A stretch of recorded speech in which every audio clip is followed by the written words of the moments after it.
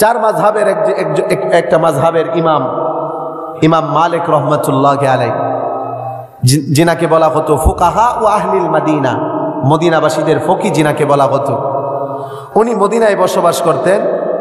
18 বছর মদিনায় রসুলের রওজার পাশে বসে বসে হাদিস পড়িয়েছে। সুবহানাল্লাহ। এত বড় ইমাম মালিক রহমাতুল্লাহি আলাইহি। ওনার মনের বড় ইচ্ছা ছিল ওনার মৃত্যুটা যেন মদিনায় হয়। কেন? এই যে নবী প্রেম, এই মাটিতে শুয়ে আছেন রসুল, এই কারণে ওনার ইচ্ছা ছিল যে এই মাটিতে যেন ওনার মৃত্যুটা হয়। যার কারণে ইমাম মালিক রহমাতুল্লাহি আলাইহি জীবনের শেষ প্রান্তে এসে মদিনা থেকে বের হতেন না।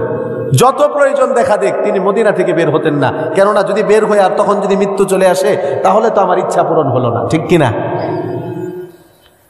এত বড় একজন আশিকে রসুল ছিলেন হযরত ইমাম মালিক রহমাতুল্লাহি আলাইহি।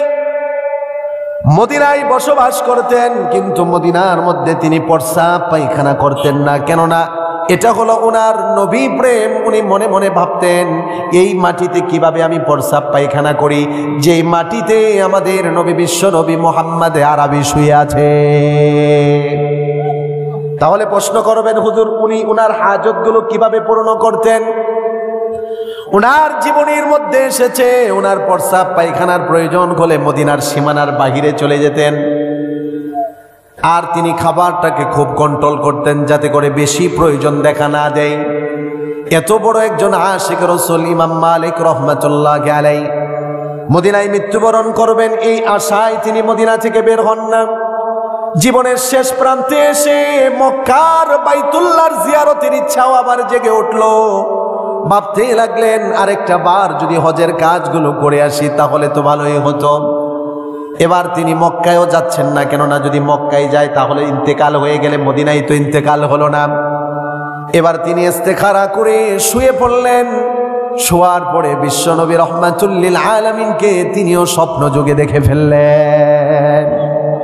আল্লাহর নবীকে স্বপ্ন যোগে দেখে ইমাম মালিক রহমাতুল্লাহি আলাইহি প্রশ্ন করলেন, ইয়া রাসূলুল্লাহ, নবীজি আমার তো বড় ইচ্ছা মদিনায় ইন্তেকাল করা, আবার আমার মনের মধ্যে ইচ্ছা জেগেছে জীবনের শেষবারের মতো আবার বাইতুল্লাহর হজটা করে আসা।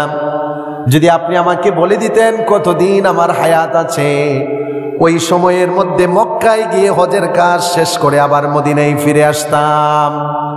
স্বপ্ন যুগে রাসূলুল্লাহকে প্রশ্ন করার পরে আল্লাহর নবী প্রশ্নের উত্তরে মুখে কোনো কিছুই বলেননি। ইমাম মালিক রহমাতুল্লাহি আলাইহি প্রশ্ন করার পরে ইমাম মালিকের প্রশ্নের উত্তরে আল্লাহর নবী এভাবে 5টা আঙ্গুল মোবারক দেখিয়ে দিলেন। জুড়ে বলেন আল্লাহু আকবার। ঘুম ভেঙে গিয়েছে ইমাম মালিক রহমাতুল্লাহি আলাইহি। এবার ঘুম ভাঙার পরে আরো চিন্তা, আরো স্থিরতা, পেরেশানি আরো বেড়ে গেল। হাই হাই, বিশ্বনবীকে প্রশ্ন করলাম আমার হায়াত কতদিন আছে, রসুল মুখে কিছুই বললেন না, শুধুমাত্র 5টা আঙ্গুল এইভাবে দেখিয়ে দিলেন। এটার কি অর্থ হতে পারে, স্বপ্নের কি ব্যাখ্যা হতে পারে? কতদিন আমার হায়াত আছে, 5 ঘন্টা নাকি 5 দিন, 5 সপ্তাহ নাকি 5 মাস নাকি 5 বছর? স্বপ্নের ব্যাখ্যা তো দরকার আছে, নাকি উল্টাপাল্টা একটা ব্যাখ্যা করে নিলেই হবে? তৎকালীন স্বপ্নের সবচেয়ে বড় ব্যাখ্যাকার ছিলেন মুহাম্মদ ইবনে সিরিন রহমাতুল্লাহ আলাইহি। উলামায়ে কেরাম ওনার নামটা জানে। উনি এত বড় স্বপ্নের ব্যাখ্যাকার ছিলেন, এক লোক এসে মুহাম্মদ ইবনে সিরিন রহমাতুল্লাহ আলাইহিকে বলতেছে, হুজুর আমি স্বপ্ন দেখছি আমার ঘরে আগুন লেগেছে। হুজুর বলতেছে, তাড়াতাড়ি আগুন, ঘর থেকে জিনিসপত্র বের করো, তোমার ঘরে আসলেই আগুন লাগবে। জিনিসপত্র তাড়াতাড়ি বের করছে, কিছুক্ষণ পরে দেখা গেল আসলেই তার ঘরে আগুন লেগেছে। এত সুন্দর স্বপ্নের ব্যাখ্যা তিনি দিতে পারতেন। কিছুদিন পরে আরেক লোক এসে একই স্বপ্নের কথা বলতেছে, হুজুর আমি স্বপ্ন দেখছি আমার ঘরে আগুন লেগেছে। এবার মুহাম্মদ ইবনে সিরিন রহমাতুল্লাহ আলাইহি বলেন, চিন্তিত হয়েও না, তোমার ঘর খোদাই করো, ভিতরে নিচে স্বর্ণ পাওয়া যাবে। সুবহানাল্লাহ। ওই লোকটা গিয়ে আসলেই ঘর খোদাই করে নিচে দেখে স্বর্ণ পাওয়া গেছে। এবার লোকেরা প্রশ্ন করেছে মুহাম্মদ ইবনে সিরিন রহমাতুল্লাহ আলাইহি, হুজুর একই স্বপ্ন 2 জন লোক দেখলো, স্বপ্নের ব্যাখ্যা আপনি ভিন্ন ভিন্ন করলেন, বাস্তবতাও ভিন্ন হলো, কারণটা কি?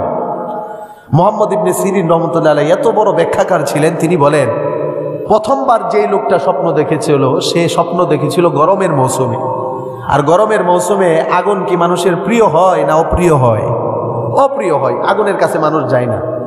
এই জন্য তার স্বপ্নের ব্যাখ্যাটাও তার জন্য অপ্রিয়। আর দ্বিতীয়বার যে লোকটা এসেছে সে তার স্বপ্ন দেখেছে শীতকালীন মৌসুমে। শীতকালীন মৌসুমে আগুন মানুষের প্রিয় হয়, মানুষ আগুনের কাছে গিয়ে আগুন পোহায়, এই জন্য তার ব্যাখ্যাটাও হলো প্রিয়। আল্লাহু আকবার বলে। উনি এত বড় স্বপ্নের ব্যাখ্যাকার ছিলেন। ইমাম মালিক রহমতুল্লাহ আলাইহি ওনার খাদেমকে বললেন, যাও মুহাম্মদ ইবনে সিরিন রহমতুল্লাহ আলাইহিকে গিয়ে বলো, আমার নাম বলা দরকার নেই, যে একজন লোক এভাবে এমন স্বপ্ন দেখেছে, এটার কি ব্যাখ্যা হতে পারে, নাম বলল না। খাদেম গিয়ে ইমাম মালিকের খাদেম গিয়ে মুহাম্মদ ইবনে সিরিন রহমাতুল্লাহ আলাইহিকে বললেন, মদিনায় একজন ব্যক্তি রাসূলুল্লাহকে স্বপ্ন যুগে দেখে প্রশ্ন করেছে, রাসূলুল্লাহ উত্তর না দিয়ে এভাবে 5টা আঙ্গুল মোবারক দেখিয়ে দিয়েছে, তার ব্যাখ্যা কি? এবার মুহাম্মদ ইবনে সিরিন বললেন, কে স্বপ্ন দেখেছে তার নাম বলা লাগবে, কেননা নামাজি ব্যক্তি স্বপ্ন দেখলে তার ব্যাখ্যা একরকম হবে, আর মদখোর, গাঞ্জাখোর, হিরোইনখোর স্বপ্ন দেখলে তার ব্যাখ্যা ভিন্ন রকম হবে। বলেন ঠিক কিনা? নাম বলা লাগবে, নাম না বললে স্বপ্নের ব্যাখ্যাও বলা লাগবে না। খাদেম বলে নাম বলা যাবে না, মুহাম্মদ ইবনে সিরিন বলেন স্বপ্নের ব্যাখ্যাও বলা যাবে না।